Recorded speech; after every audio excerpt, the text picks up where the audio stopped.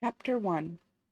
I am by birth a Genevese, and my family is one of the most distinguished of that republic. My ancestors had been for many years councillors and syndics, and my father had filled several public stations with honor and reputation. He was respected by all who knew him for his integrity and indefatigable attention to public business. He passed his younger days perpetually occupied by the affairs of his country. A variety of circumstances had prevented his marrying early, nor was it until the decline of life that he became a husband and the father of a family. As the circumstances of his marriage illustrate his character, I cannot refrain from relating them. One of his most intimate friends was a merchant, who, from a flourishing state, fell, through numerous mischances, into poverty. This man, whose name was Beaufort, was of a proud and unbending disposition, and could not bear to live in poverty and oblivion in the same country where he had formerly been distinguished for his rank and magnificence. Having paid his debts, therefore, in the most honourable manner, he retreated with his daughter to the town of Lucerne, where he lived unknown and in wretchedness. My father loved Beaufort with the truest friendship, and was deeply grieved by his retreat in these unfortunate circumstances. He bitterly deplored the false pride which led his friend to a conduct so little worthy of the affection that united them. He lost no time in endeavouring to seek him out, with the hope of persuading him to begin the world again through his credit and assistance. Beaufort had taken effectual measures to conceal himself, and it was 10 months before my father discovered his abode. Overjoyed at this discovery, he hastened to the house, which was situated in a mean street, near the Royce. But when he entered, misery and despair alone welcomed him. Beaufort had saved but a very small sum of money from the wreck of his fortunes, but it was sufficient to provide him with sustenance for some months, and in the meantime he hoped to procure some respectable employment in a merchant's house. The interval was, consequently, spent in inaction. His grief only became more deep and rankling, when he had leisure for reflection, and at length it took so fast hold of his mind that at the end of 3 months he lay on a bed of sickness, incapable of any exertion. His daughter attended him with the greatest tenderness, but she saw with despair that their little fund was rapidly decreasing, and that there was no other prospect of support. But Caroline Beaufort possessed a mind of an uncommon mould, and her courage rose to support her in her adversity. She procured plain work, she platted straw, and by various means contrived to earn a pittance scarcely sufficient to support life. Several months passed in this manner. Her father grew worse, her time was more entirely occupied in attending him, her means of subsistence decreased, and in the 10th month her father died in her arms, leaving her an orphan and a beggar. This last blow overcame her, and she knelt by Beaufort's coffin, weeping bitterly, when my father entered the chamber. He came like a protecting spirit to the poor girl, who committed herself to his care, and after the interment of his friend, he conducted her to Geneva, and placed her under the protection of a relation. 2 years after this event, Caroline became his wife. There was a considerable difference between the ages of my parents, but this circumstance seemed to unite them only closer in bonds of devoted affection. There was a sense of justice in my father's upright mind, which rendered it necessary that he should approve highly to love strongly. Perhaps during former years he had suffered from the late discovered unworthiness of one beloved, and so was disposed to set a greater value on tried worth.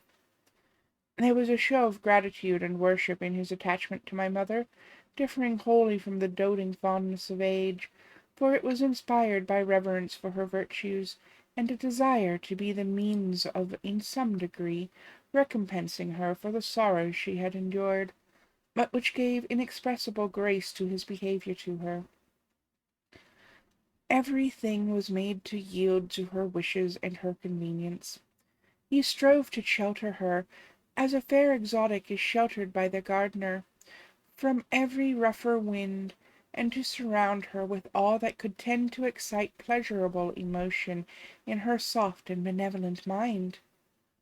Her health, and even the tranquillity of her hitherto constant spirit, had been shaken by what she had gone through.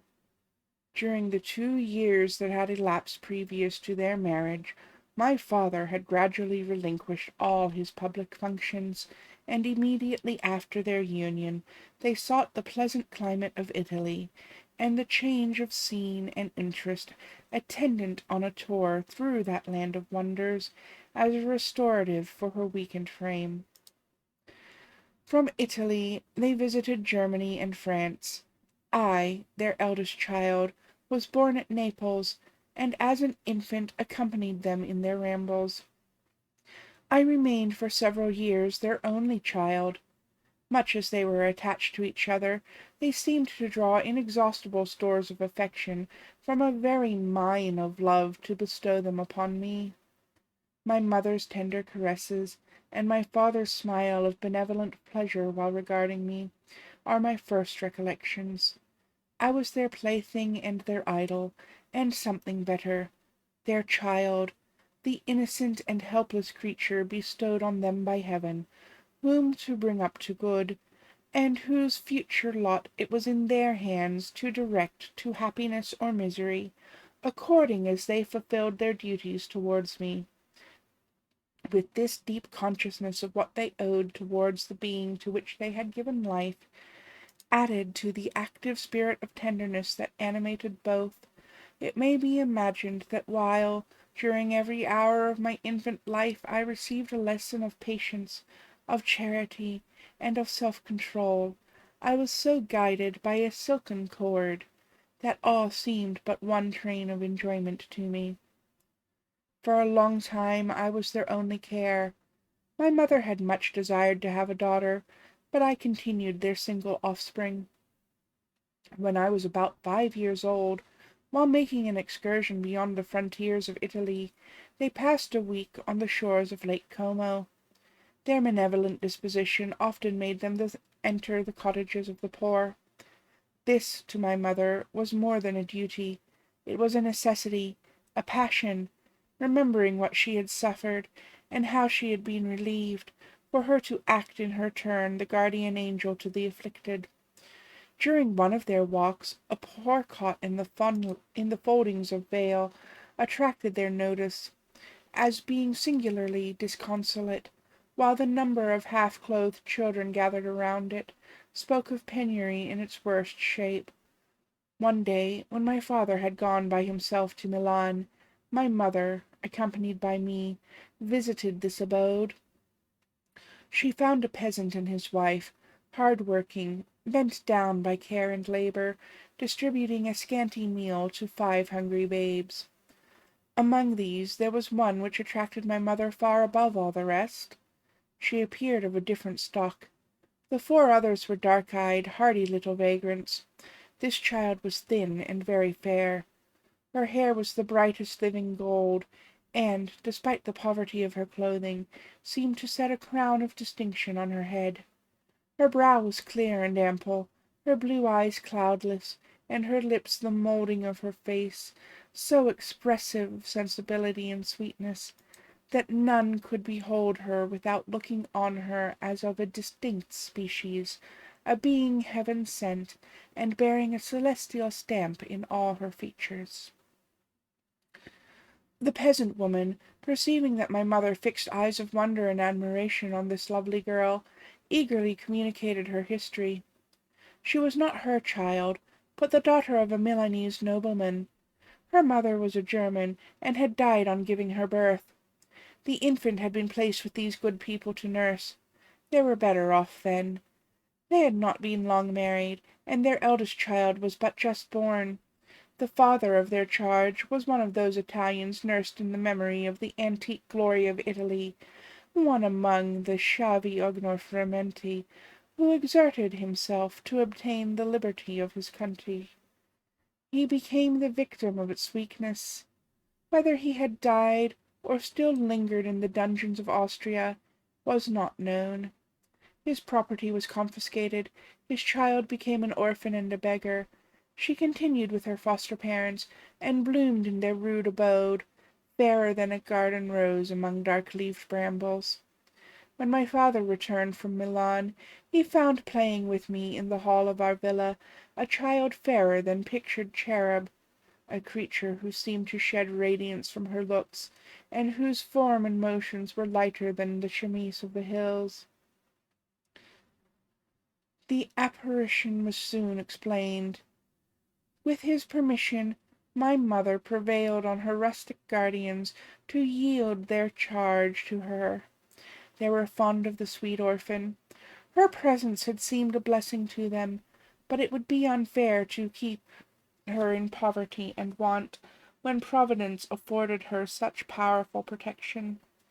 They consulted their village priest, and the result was that Elizabeth Lavenza became the inmate of my parents' house, my more-than sister, the beautiful and adored companion of all my occupations and my pleasures. Everyone loved Elizabeth. The passionate and almost reverential attachment with which all regarded her became, while I shared it, my pride and my delight. On the evening previous to her being brought to my home, my mother had said playfully, "I have a pretty present for my Victor. To-morrow we shall have it."